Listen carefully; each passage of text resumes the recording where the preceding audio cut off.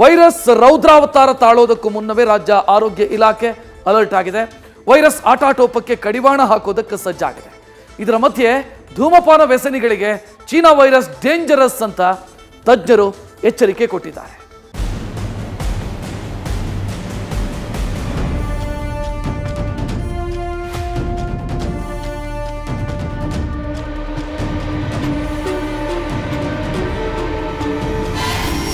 Alert alert alert 2020-21ರಲ್ಲಿ ಆವರಿಸಿದ್ದ ಆತಂಕ ಮತ್ತೆ ಎದುರಾಗೋ ಸೂಚನೆ ಇದೆ.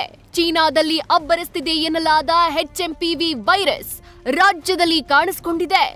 ಈಗಷ್ಟೇ ಕಾಣಿಸಿಕೊಂಡಿರೋ ವೈರಸ್ನ ಬುಡ ಸಮೇತ ಕಿತ್ತು ಹಾಕೋಕೆ ರಾಜ್ಯ ಆರೋಗ್ಯ ಇಲಾಖೆ ಸನ್ನದ್ಧವಾಗಿದೆ.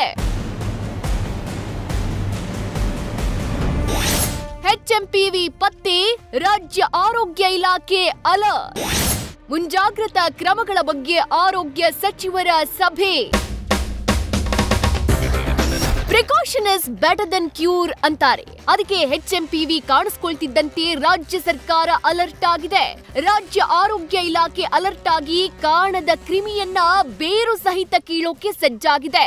ಬೆಂಗಳೂರಲ್ಲಿ 2 ಹಸುಗೂಸುಗಳಿಗೆ ಹೊಸ ವೈರಸ್ ಸೋಂಕು ತಗುಲಿರೋದು ಗೊತ್ತಾಗ್ತಿದ್ದಂತೆ ಆರೋಗ್ಯ ಇಲಾಖೆ ಅಧಿಕಾರಿಗಳ ಸಭೆ ನಡೆದಿದೆ. ಆರೋಗ್ಯ ಸಚಿವ ದಿನೇಶ್ ಗುಂಡೂರಾವ್ ತುರ್ತು ಸಭೆ ಮಾಡಿ ಮುಂಜಾಗ್ರತಾ ಕ್ರಮಗಳ ಬಗ್ಗೆ ಚರ್ಚೆ ಮಾಡಿದ್ದಾರೆ. ಆರಂಭದಲ್ಲೇ ವೈರಸ್ ಹರಡೋದನ್ನ ತಡೆಗಟ್ಟುವ ನಿಟ್ಟಲ್ಲಿ ಸಭೆಯಲ್ಲಿ ಚರ್ಚೆಯಾಗಿದೆ ಅಂತ ತಿಳಿದು ಬಂದಿದೆ. ಲಾಕ್ಡೌನ್, ಮಾಸ್ಕ್ ಹಾಕಬೇಕಾದ ಪರಿಸ್ಥಿತಿ ಇಲ್ಲ.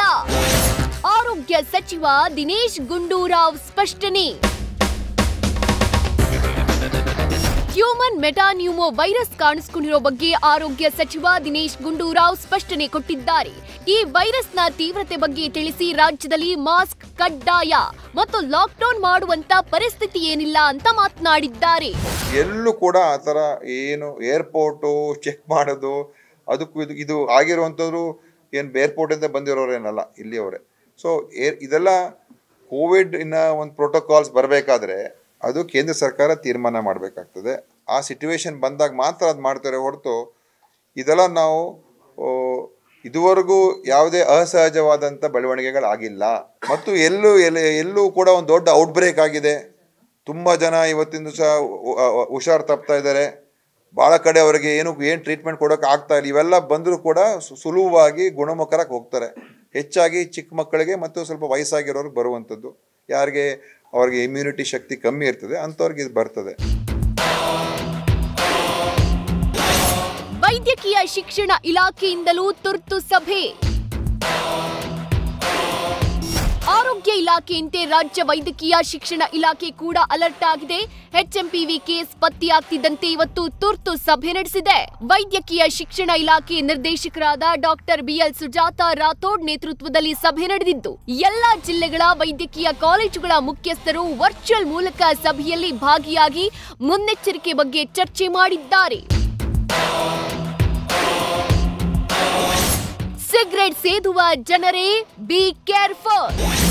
ಧೂಮಪಾನಿಗಳಿಗೆ ಈ ವೈರಸ್ ಡೇಂಜರಸ್.